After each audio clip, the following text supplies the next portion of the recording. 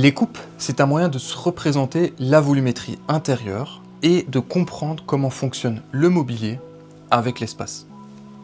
On connaît tous les plans, c'est une coupe horizontale. Eh bien, nous, on va travailler sur des coupes verticales. Comment ça va fonctionner? Eh bien, il faut imaginer qu'on va prendre une grande scie et qu'on vient couper à l'intérieur de notre bâtiment. Il faut imaginer qu'on vient couper pile au milieu.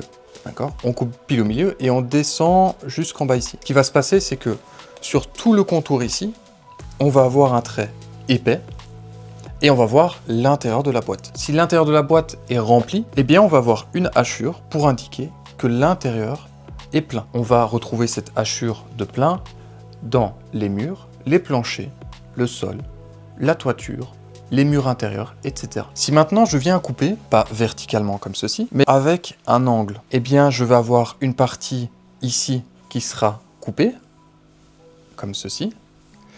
On verra l'intérieur, s'il est plein, la hachure, s'il est vide, on verra l'intérieur, et on verra aussi les morceaux de la boîte ici, qui ne sont pas coupés, qui sont, elles, vus. Une fois qu'on a compris ça, dans le bâtiment, c'est le même principe.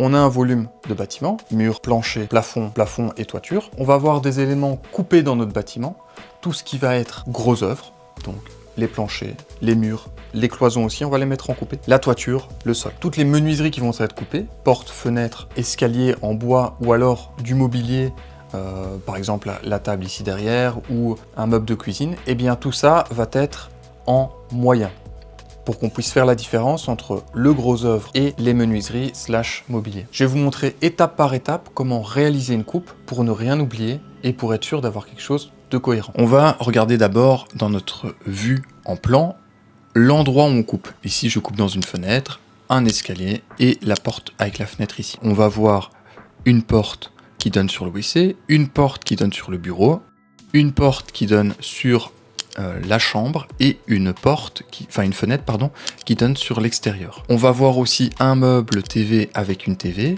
et on va voir le meuble ici qui est une bibliothèque. On coupe dans des escaliers et ensuite on aura évidemment les plafonds et la toiture. Pour dessiner notre coupe, on va partir d'une feuille blanche avec évidemment notre cartouche et le cadre. On va venir bien sûr faire les calculs de centrage. Ça, c'est tout le coupé. Ensuite, on va voir tous les éléments qu'on coupe dans tous ces éléments-là.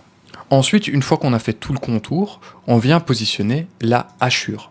Les différentes hachures nous permettent de bien comprendre le sol et les éléments coupés. Une fois que c'est fait, on vient placer les éléments vus, comme par exemple nos portes, nos plinthes et la fenêtre ici. J'ai rajouté aussi la fenêtre au niveau du salon et la porte ici, une porte coupée. Ensuite, on vient y ajouter le mobilier, donc notre meuble ici, la TV et notre bibliothèque. Donc ça, c'est ce qu'on voit ici. Donc on a bien le meuble bibliothèque qu'on va voir ici pour notre meuble TV et notre TV. Ensuite, il ne faut pas oublier de mettre toutes les annotations de traits cachés. À cet endroit-ci, j'ai un faux plafond. À cet endroit-ci, j'ai un mur, d'accord, qui correspond au mur qui touche directement ce mur-ci. On vient aussi positionner les sens d'ouverture des portes et des fenêtres. On vient y placer les annotations pour dire les pièces dans lesquelles on se trouve.